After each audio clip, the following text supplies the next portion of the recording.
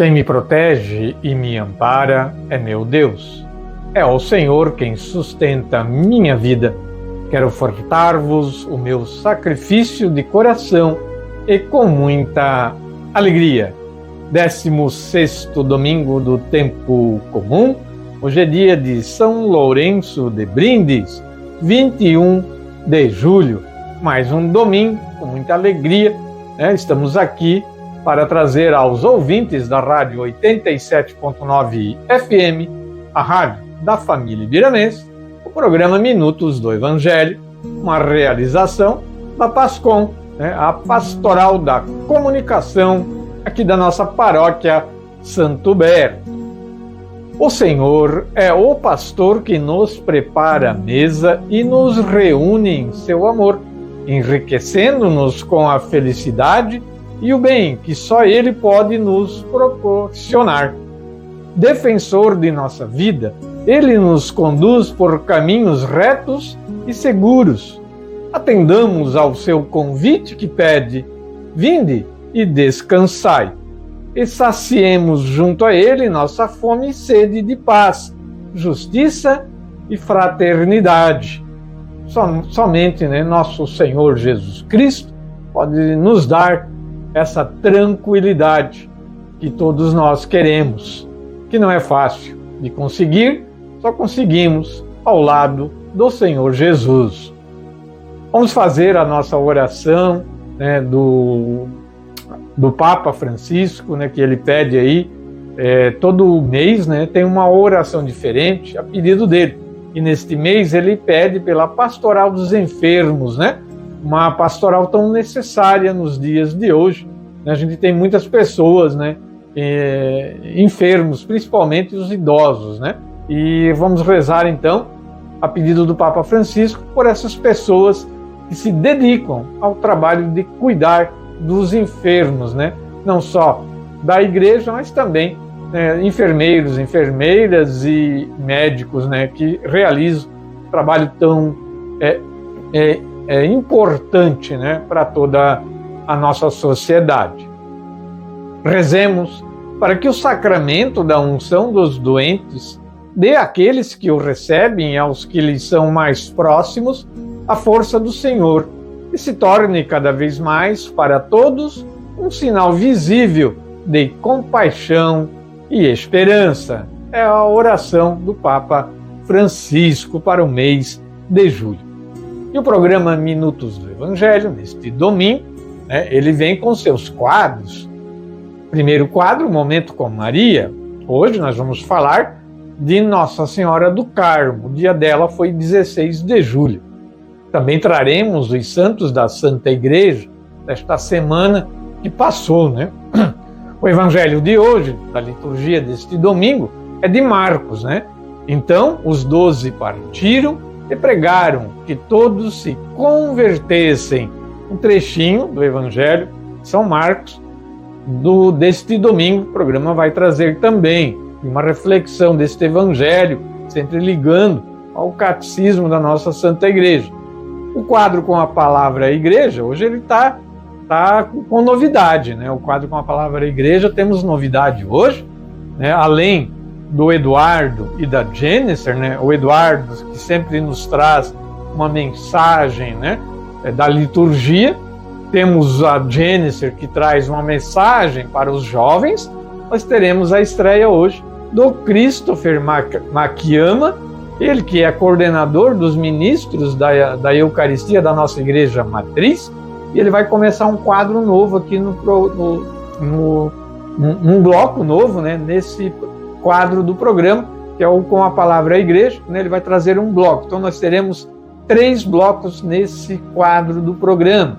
E o Christopher, ele vai falar da nossa profissão de fé, da fé da Igreja Católica. O quadro se chamará Professio Fidei, quer dizer profissão de fé, Ele vai falar do credo, o credo apostólico, que está ali resumido, toda a fé católica, nesta oração do credo apostólico.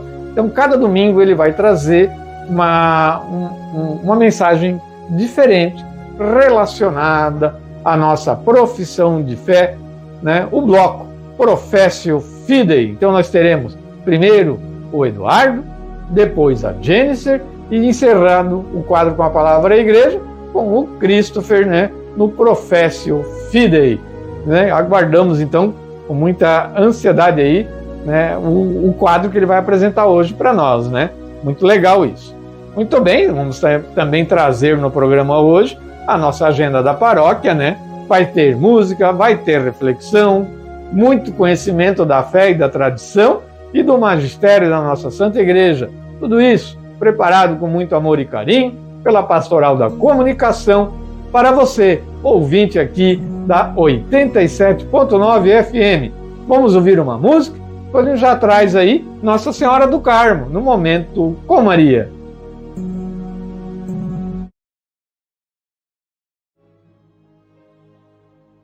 Momento com Maria. Hoje, Nossa Senhora do Carmo. A data dela foi 16 de julho. Nossa Senhora do Carmo tem origem no século XII, quando um grupo de eremitas começou a se formar no Monte Carmelo, na Palestina, na Terra Santa, iniciando um estilo de vida simples e pobre, ao lado da fonte de Elias, que se estendeu ao mundo todo. A palavra Carmo corresponde ao Monte do Carmo, ou Monte Carmelo, em Israel, onde o profeta Elias se refugiou. A palavra Carmo, ou Carmelo, significa jardim. Muito bem, a Ordem dos Carmelitas venera com carinho o profeta Elias, que é seu patriarca, mas também a Virgem Maria, venerada com o título de Bem-aventurada Virgem do Carmo. Devido ao lugar, esse grupo foi chamado de Carmelitas. Lá, esse grupo de eremitas construiu uma pequena capela dedicada à Senhora do Carmo ou Nossa Senhora do Carmelo. Posteriormente, os carmelitas foram obrigados a ir para a Europa, fugindo da perseguição dos muçulmanos. Aí se espalhou ainda mais a Ordem do Carmelo. Com a expulsão dos carmelitas de Israel, a devoção a Nossa Senhora do Carmo começou a se espalhar por toda a Europa.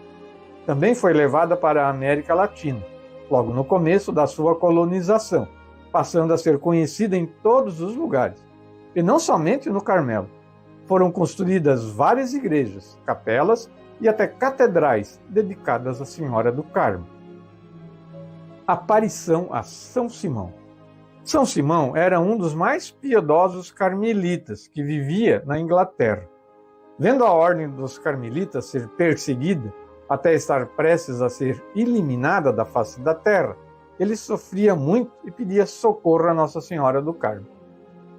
Sua oração, que os carmelitas usam até hoje, foi a seguinte: Flor do Carmelo, vida e florida, esplendor do céu, Virgem Mãe incomparável, doce Mãe, mas sempre Virgem, sede propícia aos carmelitas, ó estrela do mar. Então Maria Santíssima, rodeada de anjos, apareceu para São Simão, entregou-lhe o escapulário e lhe disse: recebe, meu filho muito amado, este escapulário de tua ordem, sinal do meu amor, privilégio para ti e para todos os carmelitas. Quem com ele morrer, não se perderá. Eis aqui um sinal da minha aliança, salvação nos perigos, aliança de paz e amor eterno. A partir desse milagre, o escapulário passou a fazer parte do hábito dos carmelitas. A partir da aparição de Nossa Senhora do Carmo a São Simão, a Ordem do Carmelo começou a florescer na Europa e em vários lugares do mundo, permanecendo firme até os dias de hoje. O escapulário de Nossa Senhora do Carmo é uma tradição do Carmelo. A palavra escapulário vem do latim scapula, que significa armadura, proteção. O escapulário é uma forma de devoção a Maria Santíssima. O uso do escapulário é um sinal de confiança em Nossa Senhora do Carmo. A pessoa que o usa é coberta com a proteção e as graças da Virgem do Carmo. Então, o escapulário, segundo o Concílio do Vaticano II, é um sacramental, um sinal sagrado. obtendo efeitos de proteção da Igreja Católica, como também é, né, a medalha milagrosa Nossa Senhora das Graças, né? Então, é uma realidade visível que nos conduz a Deus. Santa Teresa dizia que portar o escapulário era estar vestida com o hábito de Nossa Senhora. É a proteção, né? O escapulário ou a medalha milagrosa, né? E alguns outros sacramentais aí que a Igreja oficializa, né? Então, é muito importante para quem usa. E tem, então, a oração a Nossa Senhora do Carmo, né? Vamos fazer, então, para encerrar o quadro de hoje, né? Nossa Senhora do Carmo. Senhora do Carmo, Rainha dos Anjos, canal das mais ternas mercês de Deus para com os homens, refúgio e advogada dos pecadores, com confiança nos prostramos diante de vós, suplicando-vos que obtenhais a graça que necessitamos. Em reconhecimento, solenemente, prometemos recorrer a vós em todas as nossas dificuldades, sofrimentos e tentações, e faremos de tudo que ao nosso alcance estiver, a fim de induzir outros a amar-vos, reverenciar-vos e invocar-vos em todas as suas necessidades. Agradecemos as inúmeras bênçãos que temos recebido de vossa mercê e poderosa intercessão. Nossa Senhora do Carmo, rogai por nós. Ó Maria concebida sem pecado, rogai por nós que recorremos a vós. São Miguel Arcanjo, defendei-nos no combate.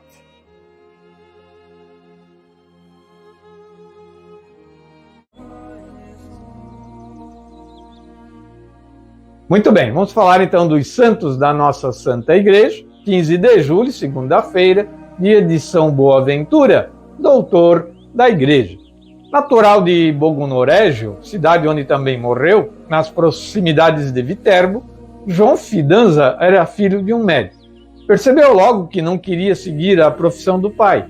Segundo uma lenda, que também explicaria a adoção do seu nome religioso, o encontro com São Francisco de Assis teria sido decisivo em sua vida. De fato, quando era criança, o santo o curou de uma doença muito grave e, fazendo o sinal da cruz em sua testa, exclamou: ó boa aventura! Aos 18 anos, foi estudar em Paris, onde entrou para a Ordem dos Frades Menores. Ao concluir seus estudos em 1253, tornou-se magister, professor, e por essa via santificou-se ao explicar os mistérios divinos. Assim, conseguiu a licença para ensinar teologia. Adotando a vida franciscana, tornou-se fiel a ele até o fim. Em 1271, ao voltar para Viterbo, ofereceu sua contribuição para a resolução do famoso conclave, o mais longo da história, que elegeu seu amigo Gregório X. Este Papa, 2 anos depois, o consagrou bispo de Albano e cardeal, confiando-lhe a tarefa de organizar em Lyon um concílio para a unidade entre a Igreja Latina e a grega. Precisamente durante esse concílio, após fazer 2 intervenções, Boaventura faleceu em 1274. Na terça-feira, 16 de julho, dia de Nossa Senhora do Carmo. Os primeiros carmelitas, em fins do século XII, depois de Nosso Senhor, mais de 2000 anos depois da vida do profeta Elias, decidiram formar uma comunidade no Monte Carmelo. O Monte Carmelo é conhecidíssimo pela sua beleza. O nome significa jardim. Os primeiros monges eram cavaleiros cruzados que, cansados da violência daquelas guerras para reconquistar a Terra Santa das mãos dos mouros muçulmanos, ali se refugiaram, sedentos de uma vida mais autenticamente evangélica.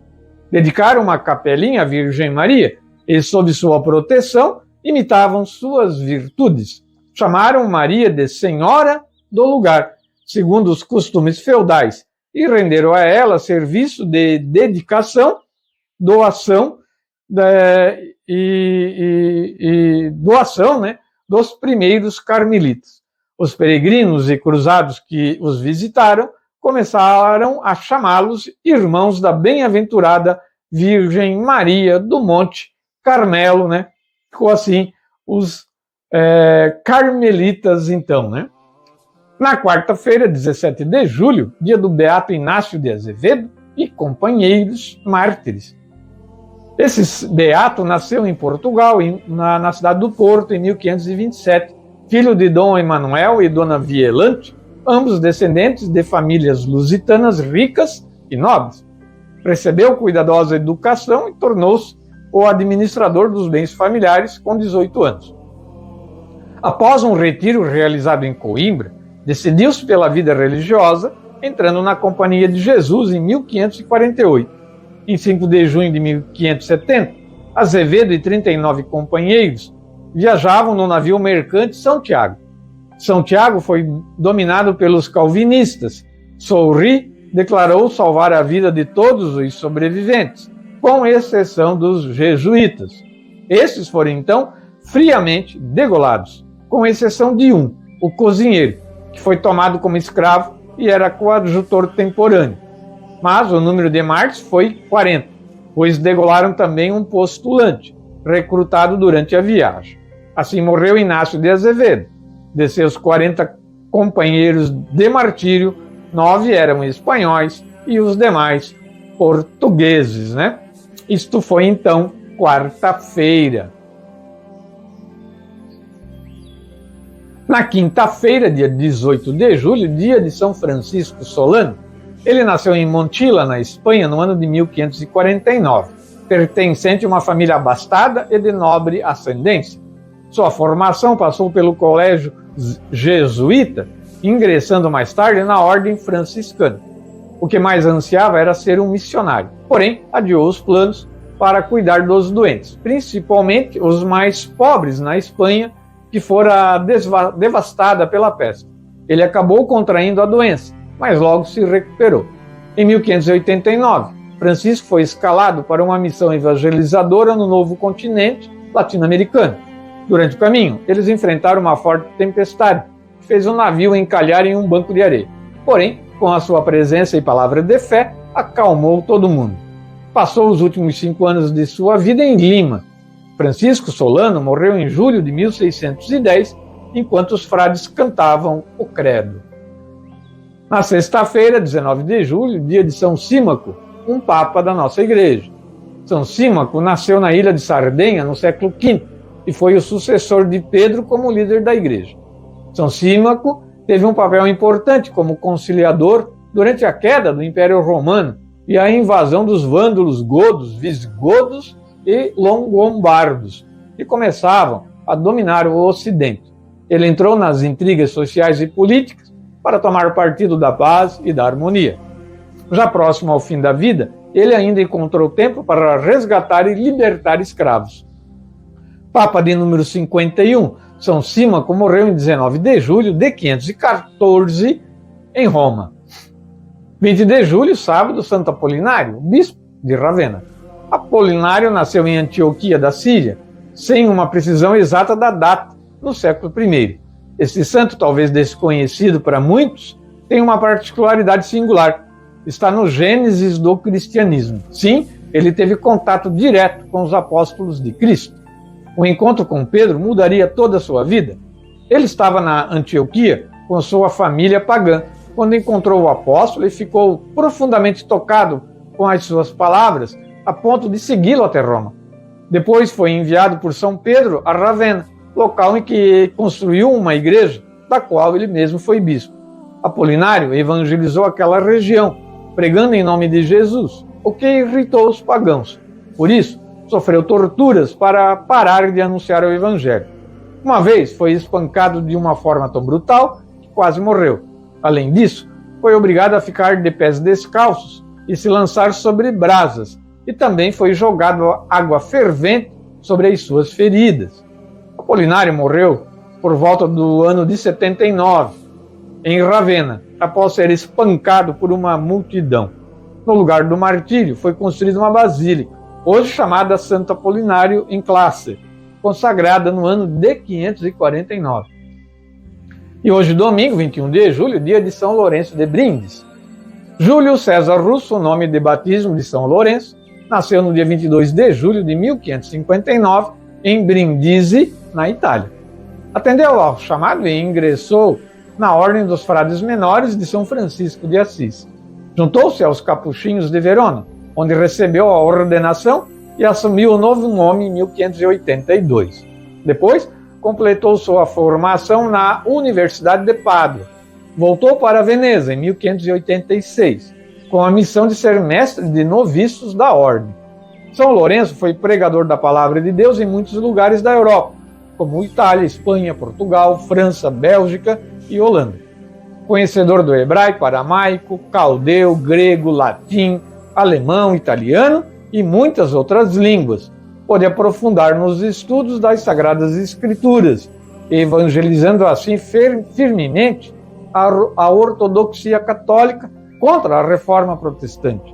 Também foi peça-chave como pacificador durante a ameaça de invasão dos turcos. Lourenço faleceu em Lisboa, em Portugal, em 1619, quando voltava pela segunda vez em missão a Lisboa, né? Muito bem. Então, os santos da nossa Santa Igreja, né? Os santos são do livro Santos de Cada Dia, de José Leite, também do Martirológio Romano e do site católico cançãonova.com. A gente traz resumido, né? Para encerrar o quadro Os Santos da Santa Igreja de hoje, nós vamos ouvir a música do Salmo da liturgia desse domingo, que é o Salmo 22. Vamos ouvir a música.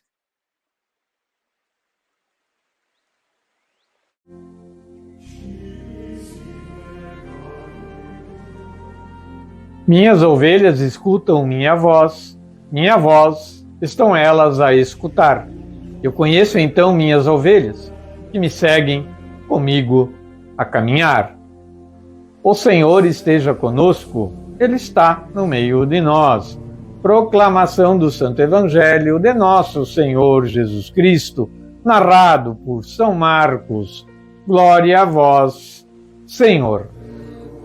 Tendo os apóstolos voltado a Jesus, contaram-lhe tudo o que tinham feito e ensinado. Ele disse-lhes: Vinde à parte, a um lugar solitário, e descansai um pouco, porque eram muitos os que iam e vinham, e nem tinham tempo para comer. Entretanto, pois numa barca, retiraram-se à parte, a um lugar solitário. Porém, muitos viram-nos partir e souberam para onde iam, e concorreram lá a pé de todas as cidades, e chegaram primeiro que eles. Ao desembarcar, viu Jesus uma grande multidão, e teve compaixão deles, porque eram como ovelhas sem pastor, e começou a ensinar-lhes muitas coisas. Palavra da salvação. Glória a vós, Senhor. Que o Santo Evangelho perdoe os nossos pecados e oriente a nossa vida.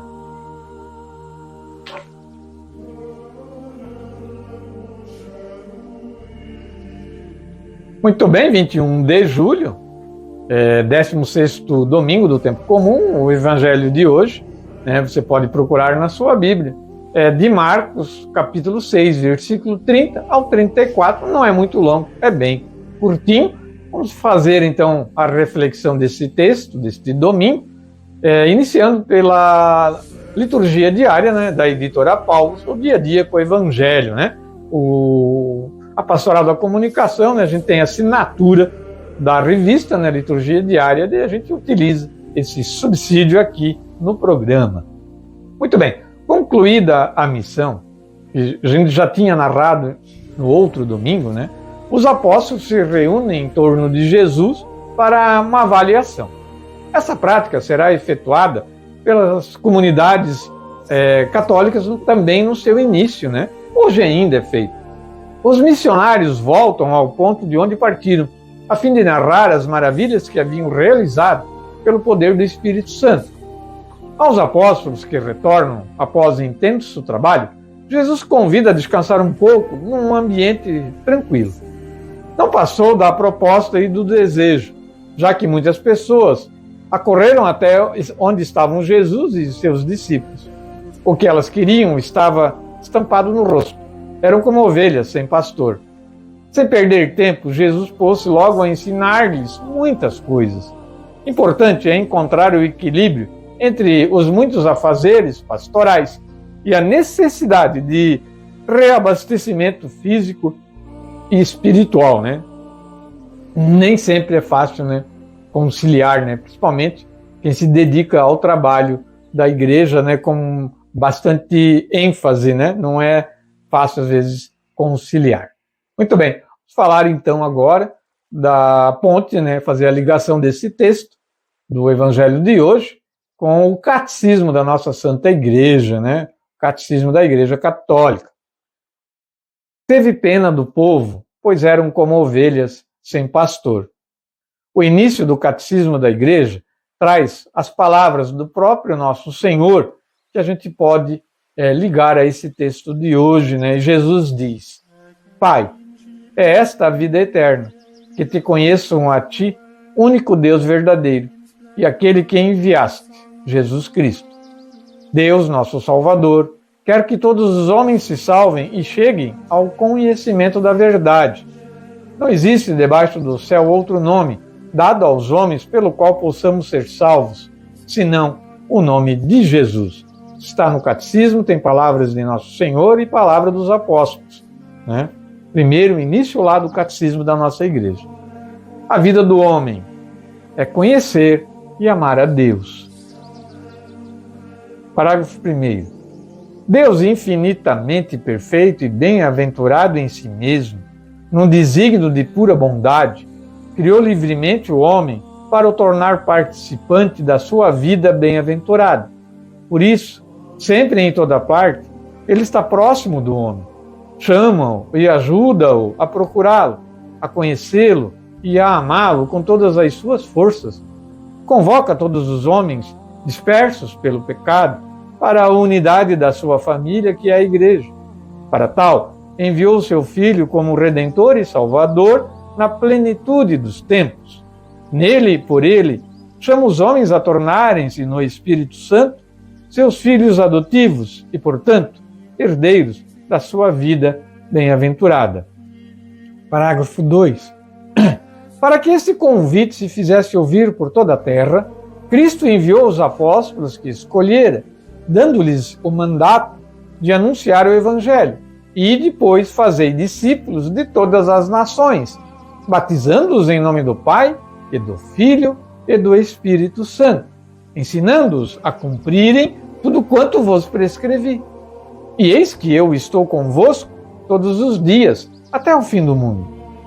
Fortalecidos por esta missão, os apóstolos partiram a pregar por toda parte, e o Senhor cooperava com eles, confirmando a palavra com os sinais que a acompanhavam. Parágrafo 3º. Aqueles que, com a ajuda de Deus, aceitaram o convite de Cristo e livremente lhe responderam, foram, por sua vez, impelidos pelo amor do mesmo Cristo a anunciar por toda parte a boa nova. Este tesouro, recebido dos apóstolos, foi fielmente guardado pelos seus sucessores. Todos os fiéis de Cristo são chamados a transmiti-lo de geração em geração, anunciando a fé, vivendo-a em partilha fraterna e celebrando-a na liturgia e na oração. O catecismo é realmente uma ferramenta muito importante, imprescindível para quem quer ter a sua fé forte, né, e firme na tradição da nossa Santa Igreja, no magistério da nossa Santa Igreja, na Sagrada Escritura, tudo isso acompanhado pelo catecismo, né? Devemos sempre ter ao nosso lado. Vamos ouvir a música do Pai Nosso, depois a gente já vem aí no quadro com a palavra da Igreja de hoje.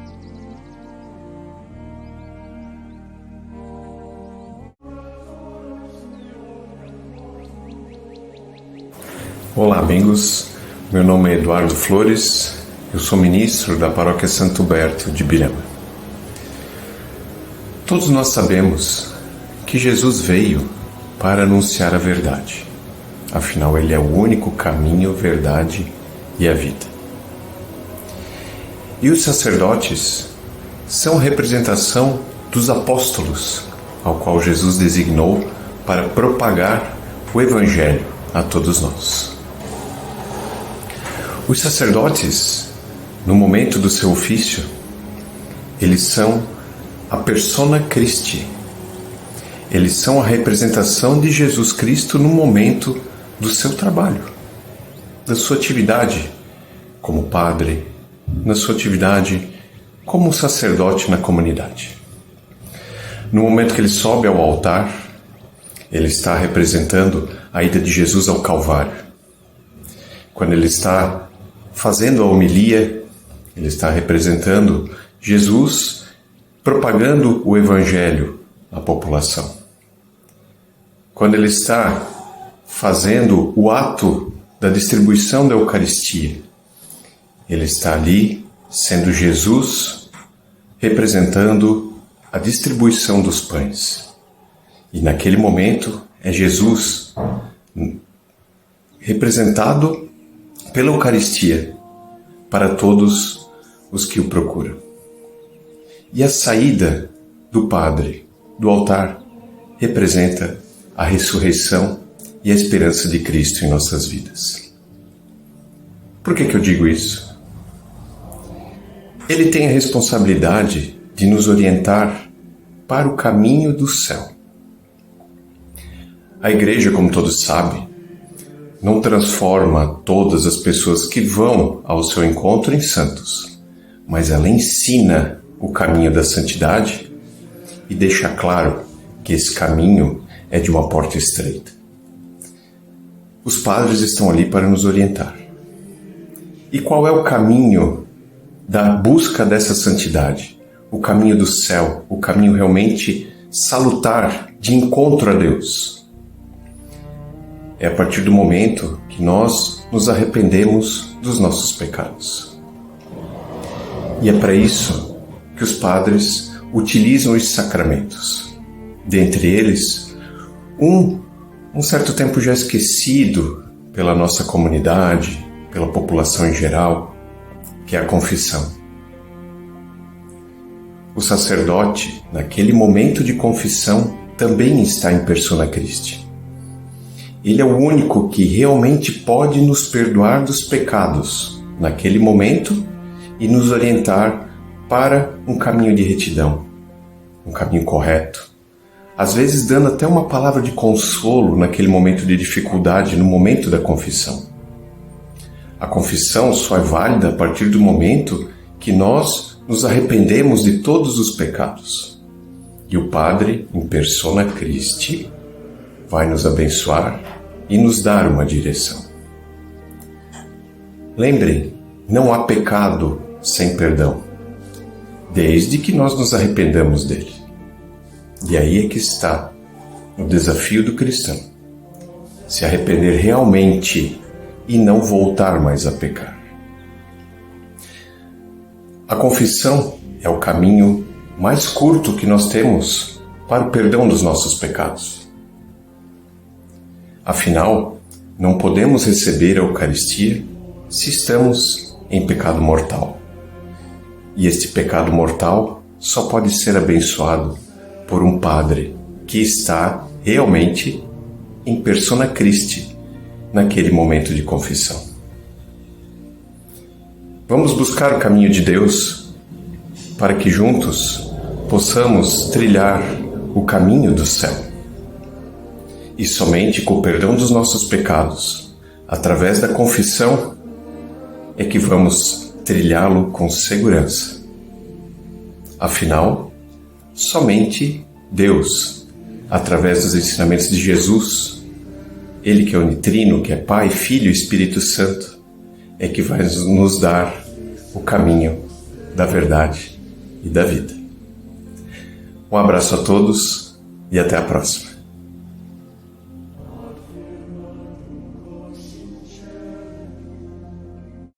Olá para você, jovem de todas as idades. Vamos voltar a falar sobre o céu e o temor do inferno. Encontramos um convite à reflexão profunda sobre o destino da alma. Como afirmou São João Paulo II, o céu é a vida com Deus, plenamente feliz, sem limitações. Essa visão transcendental nos convida a imaginar um estado de paz absoluta, onde o amor divino nos envolve em uma harmonia sem fim. Já pensou estar diante de Jesus Cristo, dos amigos que faleceram, dos membros da família que já partiram? Tem uma música que lembro lá da Jornada Mundial da Juventude Rio 2013, que diz: sou estrangeiro aqui, o céu é o meu lugar, é de onde vim, é para onde vou, é lá onde eu vou morar. Contudo, a ideia do inferno nos confronta com a realidade do pecado e suas consequências. Como disse Santa Teresa d'Ávila, o inferno está cheio de boas intenções ou desejos. Essas palavras ressoam e bate como um lembrete severo que nossas escolhas nesta vida passageira têm um peso eterno e que devemos sempre agir com responsabilidade e consciência. Sabe aquelas propostas que a gente faz no início do ano? Vou ser uma pessoa melhor, ir mais à igreja, entre vários outros. Será que realmente me proponho a mudar ou falei da boca para fora? Ou vou dar a desculpa de que esse ano está difícil, não tenho tempo, deixa para o próximo? Aí eu lhe pergunto, será que o próximo chega? E se ele não chegar, as ações que você fez até aqui vão te levar para qual caminho? Aquele que tanto almejamos com Deus e nossos familiares, ou ao inferno, que é a separação por completa? Para você entender de vez o que é o inferno, cito São João Paulo II. O inferno é a condição daqueles que se recusam a aceitar o perdão de Deus. O inferno não é tanto um lugar físico de tormento, mas um estado espiritual de separação definitiva com Deus. O Papa Francisco, em sua abordagem pastoral, lembra-nos que a pior punição que Deus pode nos dar é permitir que continuemos no pecado. Essa passagem nos chama à responsabilidade de nossas escolhas, fala sobre o nosso livre-arbítrio, alertando-nos sobre as consequências de afastarmos do caminho da virtude e do amor. E agora eu te pergunto, para qual caminho você está indo? O Papa Bento XVI nos recorda que no coração de Deus existe sempre um espaço para a misericórdia oferecida a todos, sem exceção. Essa mensagem é um lembrete de que há sempre uma possibilidade da conversão e do retorno do amor divino. Ao longo da história da Igreja, os ensinamentos dos santos e papas têm iluminado os conceitos com sabedoria e compaixão. São Francisco de Assis nos ensinou que é no dar que se recebe, indicando que nossas ações podem ser o caminho para uma vida eterna de felicidade. Te convido a pensar e a considerar não apenas a dualidade do céu e do inferno como lugares físicos, mas também como estado de ser que refletem nossas escolhas morais e espirituais. O Papa Francisco nos lembra: o céu não é um prêmio aos bons, mas uma recompensa para quem soube escolher o bem. Essa visão nos desafia a viver de acordo com os valores cristãos, procurando sempre a virtude e o amor ao próximo. Por fim, o céu e o inferno não é apenas um exercício teológico, mas uma orientação para uma vida plena e significativa. Como disse o Papa Bento XVI, o céu começa agora, em nosso coração. Essa afirmação nos encoraja a buscar a paz interior e a bondade em nossa interação no dia a dia, assim nos preparando por uma vida eterna na presença divina. Assim, entender o inferno sob a luz da fé católica é mais do que temer um castigo, é compreender a seriedade de nossas escolhas e a infinita bondade de Deus que nos oferece o caminho da salvação e do perdão, mesmo diante de nossas falhas e fraquezas. E fica essa reflexão para vocês. Eu estou no caminho certo? Até a próxima. Paz e bem.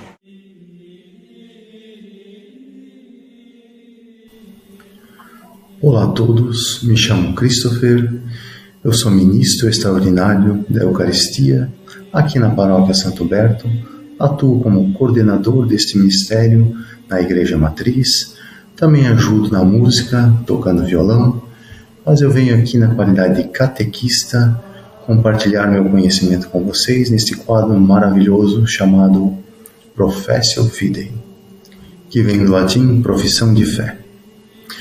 Ao falarmos da nossa fé católica, devemos trazer à luz alguns conceitos fundamentais.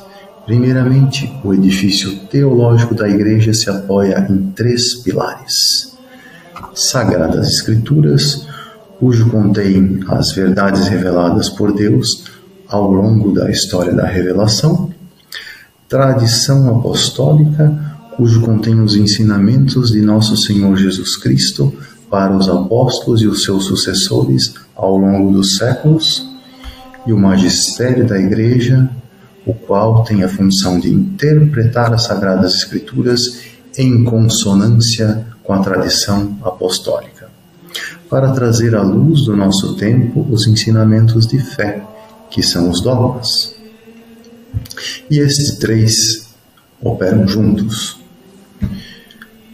Nós, como cristãos, somos guiados por 3 virtudes teologais: fé, esperança e caridade.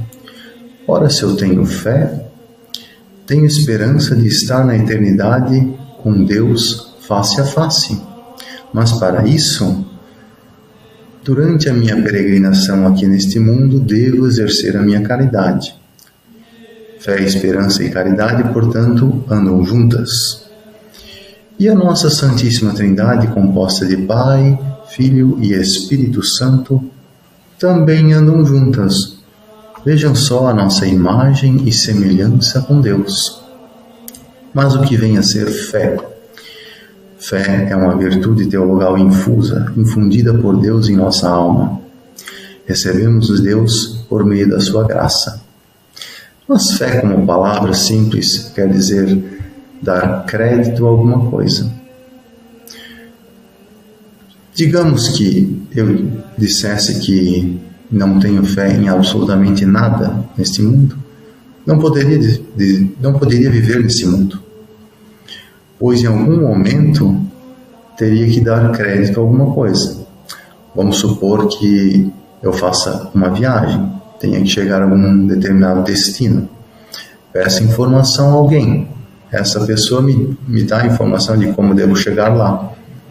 Inicialmente, eu devo dar crédito a essa informação. Depois, posteriormente, eu posso vir a questioná-la através da minha razão e o meu intelecto. Pois bem, de fato, o homem pode vir a errar, enganar-se e mentir, dado a nossa natureza decaída do pecado original. Mas Deus, que é a suma bondade e suma verdade, não pode enganar-se, não pode mentir-se, tampouco contradizer-se. Portanto, temos que dar fé e crédito a Deus e em suas verdades reveladas, e posteriormente daremos crédito ao homem. E o que são essas verdades reveladas? O Catecismo da Igreja Católica classifica elas em 4 princípios. Primeiro, o que devo crer, o credo; como devo agir, os mandamentos; o que devo pedir a Deus, o Pai Nosso; e quais são os meios para se chegar à graça, o sangue preciosíssimo de Deus. E esses meios são os sacramentos. Pois bem, neste quadro falaremos principalmente do credo, o credo apostólico, que é dividido em 12 artigos, e cada um desses artigos foi redigido por um dos apóstolos, um dos 12 apóstolos. Por isso, credo apostólico. Ele, por sua vez, é uma espécie de compêndio, síntese, ou diria um resumo de todas as verdades reveladas necessárias à nossa profissão de fé. Por isso, no início do cristianismo, nas primeiras comunidades cristãs, ele era muito utilizado para distinguir o falso do verdadeiro cristão.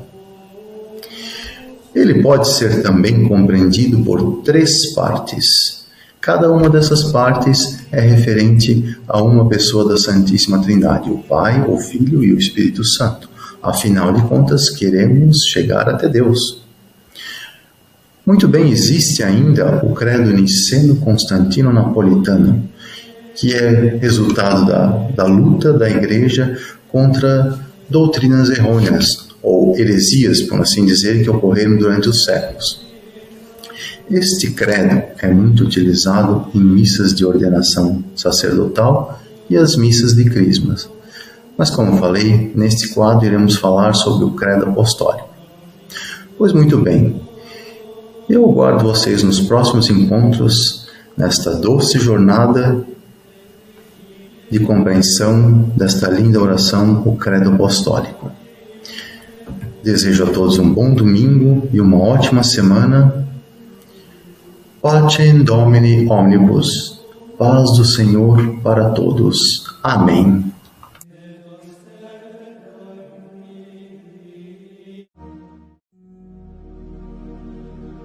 A agenda da Paróquia Santo Huberto de Ibirama. Falar dos compromissos aí para os próximos dias, para esta semana que se iniciou. Vamos ver o que teremos aí pela frente. Bom, na terça-feira, 23 de julho, 19h30, temos na Matriz Santo Huberto o terço dos homens, né? Já está virando rotina, eu acho que o pessoal já está se acostumando, né? Que toda terça-feira tem o terço dos homens. Na quarta-feira, 19h30, 24 de julho, temos a missa e a novena da Nossa Senhora do Perpétuo Socorro, também na Igreja Matriz Santo Huberto. Dia 27 de julho é sábado, 5 da tarde, missa na Igreja Nossa Senhora de Lourdes, do bairro Areado, né? Também sábado, 19h, é dia 27 de julho, temos missa na Igreja São José Operário, aqui do bairro Operário, isto no sábado. Então, lembrando que a missa no Operário é 19h, mudou o horário, e Nossa Senhora de Lourdes, 5 da tarde. No domingo, 28 de julho, 8 da manhã, missa dominical na Igreja Matriz Santo Huberto. Também domingo, 10 da manhã, missa na Igreja São Francisco de Assis, do bairro Ribeirão das Pedras. E fecha-se o domingo com a missa às 19h na Igreja Matriz Santo Huberto. Também, hoje também tem 19h, a missa na Igreja Matriz, fechando o domingo. Falar de dízimo, né? Por que ser dizimista? Ser dizimista, por quê? Para conhecer que Deus é o Senhor de todas as coisas, para saber que o dízimo é devolução a Deus do que dele recebi, por amar a minha igreja e acreditar no trabalho de evangelização da comunidade, da minha comunidade, por crer em Jesus, na vida eterna e na salvação da minha alma, por saber que minha igreja e minha comunidade contam com a minha participação e a minha contribuição mensal, por desejar partilhar o pouco que tenho, do mesmo modo como Deus partilhou conosco, seu Filho, e como Jesus partilhou comigo a sua vida, por acreditar e aceitar a palavra de Deus que está na palavra, que está na Bíblia, por saber que o dízimo, antes de ser dinheiro, é palavra de Deus, né? Dízimo também é a palavra de Deus, né? Eu já falei e vou falar de novo, né? Para dar dinheiro é muito fácil, você só precisa ter dinheiro. Mas para fazer a oferta do dízimo, você tem que ter fé. Muito bem, o programa Minutos do Evangelho termina hoje, né? Nós estaremos de volta na segunda-feira, às 6 da manhã, na Rádio Belos Vales, na 89.9 FM, né? Da Rede Vale Norte de Comunicação. Já ao meio-dia, o programa Minutos do Evangelho é um pouquinho mais longo, né, do que na Rádio Belos Vales. Lá na Rádio Belos Vales chega a 5 minutos. Mas na rádio comunitária a gente chega a 15 minutos. Né? Programa meio-dia na 87.9 FM, na Rádio Comunitária aqui de Ibirama. E o programa daí é reprisado também às 19h na Rádio Comunitária. Então, se você não conseguiu acompanhar de manhã a mensagem do Senhor, não conseguiu acompanhar de meio-dia também, então você tem ainda a oportunidade de ouvir a mensagem de Deus, a palavra de Nosso Senhor no Evangelho, no programa Minutos do Evangelho, que repete às 7 da noite. E o programa Minutos do Evangelho, na rádio 87.9 FM, tem também todo domingo, né? O programa tem mais de 1 hora de duração, chegando a 1h30 de duração aqui na 87.9 FM, né? Todo domingo, um programa inédito, né? Com quadros inéditos, né? A gente fala de Nossa Senhora, a gente fala dos santos, né? Traz uma mensagem do Evangelho, a gente traz o catecismo. Temos aí a contribuição de 3 pessoas agora que colaboram conosco, né? O Eduardo, a Jennifer e agora o Christopher, começou hoje no programa também. E sem dizer também que no final do programa a gente tem a bênção do nosso pároco, né? O Padre Rafael. E para encerrar o programa de hoje, fazer a oração ao santo de hoje e depois o Padre Rafael faz a bênção para nós, né? Muito bem. São Lourenço de Brindes, conceda-nos a graça da inteligência e sabedoria para não desanimarmos na caminhada com Cristo e na evangelização do irmão. São Lourenço de Brindes, rogai por nós, né? Um bom final de domingo a todos, né? Uma semana repleta das bênçãos de Nosso Senhor. Vamos ouvir aí a bênção do Padre Rafael e recebê-la com muito amor no coração.